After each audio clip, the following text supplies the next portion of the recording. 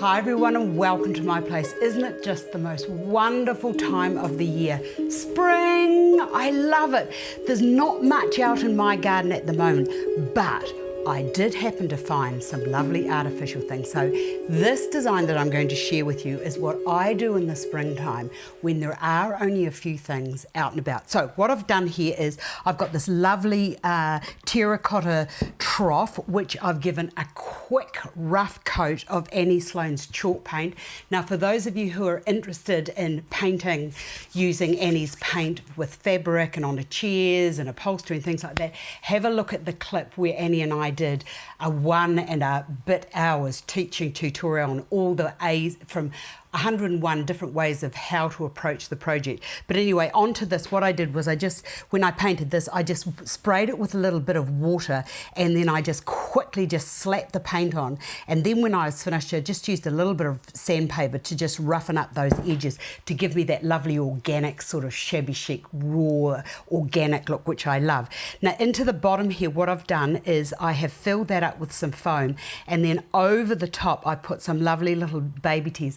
Now, as I said, this is Macheet's way of designing at this time of the year, and this is what I do all of the time. Once I've got my container and I've got my baby tears, sometimes I do it towards the end of the winter when it's nearly time for that resurgence and new growth. I just put the baby tears over the top, and as long as that is wet and not in the warmth, and this still feels a bit warm because I did this yesterday and the sun is out today, so I just need to give that a little wee mist over to just keep that nice and moist so that those little baby tears, their little roots will get down and into there. It's just fantastic.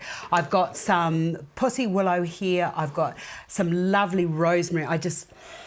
Rosemary is such a beautiful thing, and I love the greyness of the colouring and how it just reflects through to the white, even though you can't see it, but it is part of that white's family. And then looking at the pussy willows, it's really lovely too that that white is going to reflect up through into the design. I've got some magnolia here. I really love some of my own white magnolia, but unfortunately it's just not out yet. But I've got some lovely little daffodils or some little jonquils that I'm going to use, and I've also got some, unfortunately they're artificial too because my snowdrops aren't and my crocuses aren't up yet, but this will be fine. So once I've got the bases in, as the flowers die off, I can just add some new ones. So to start with, I'm going to start by inserting in a nice little group some of the pussy willow. So I'll just push that into there. It doesn't matter what sizes they are, just little wee grouping or a little hedge of those just to give it a little visual interest. And I might just put one more bit over there. Now with the daffodils, because they are going to need a little bit of love and a little bit of support, what I've done is I just put these all into a big low bucket outside, and then when it comes to the springtime, I just lift them out of there, give the roots a little clean up so that I remove as much of the soil as I can. And then I love the texture of those little roots, and that daffodil will do, or that little jonquil, or mini daffodil as it is, will do quite nicely because it's still going to have its little root source.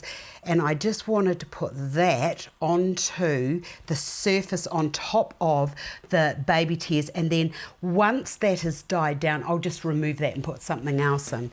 And beside that, because I know that it's going to need a little bit more support, I'll just place that little crocus beside it. But look how nice that's looking now, and even though they're sort of like a little droopy at this stage, I can always just use another bit of the willow to hold those up. But I love that it's got that lovely free form that just breaks up the artificial plants that are a bit sort of like stiff and don't have much movement in them. Right, I'll bring another one along, and I've left just a little bit of dirt on there because it was, well, why not? It's one of those lovely informal organic type of arrangements, and that's just going to sit quite nicely on there. And I've got another one here which I'll put into here close beside the little crocus and just give that a little push down. Now if you get stuck and it still moves, what you can do, I'm sorry I've lost you for a minute, but I meant to have the wire up on up with me, but never mind. What you can do is just get a little bit of, this is 18 gauge wire, and just form that into like a little clip like so, and that can just go down through into those roots and just leave a little bit sticking up so that it's got that lovely support. Now, in regard to putting in your magnolias, the thing with the magnolias is they don't last very long when you're designing with them. So you're best to just, and they'll only last for, maybe a day, maybe 2 days. But if you've got a function and you just wanted to bring those inside, if they only last a day or so, it doesn't really matter as long as you've got look at that into there. Oh, that's beautiful. I love it. Bring another one of those down into there, and that will help to, whoopsie daisy, been a bit rough, that will help to support that. And then I've got one more of those, so I'm just going to bring that into there. And then with the rosemary, if you still need a little bit of support, and it's quite nice to have different types of foliages in amongst, I can remember when I did my training, my senior used to say to me, there's a lot of money in foliage, Astar, especially when the flowers are expensive. So they can just push down into there and act like a little bit more support. But oh my goodness, the smell is just beautiful. And just looking at those little daffodils just poking through there just makes my heart just zip. Now, I've got another one of those, so I think that I do need to use that. So I'll just bring that down and pop that in down to there to rest up. And if it's going to move, which it is, that's all right, because I've got a few more bits of rosemary that I can just push into there. I've got one more little bit that I've got there, and I've got my last crocus, so I'm going to bring that little crocus down into there. How beautiful is that? And doesn't that just say little spring garden, bringing the outdoors indoors to enjoy?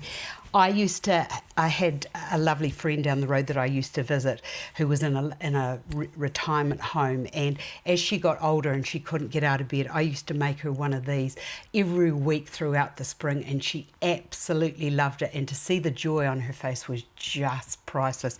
So if you're looking for something, a new and designed to bring the spring into your life, how about that for an easy way of achieving something natural and organic? Happy spring, everybody, and I look forward to seeing you again another day.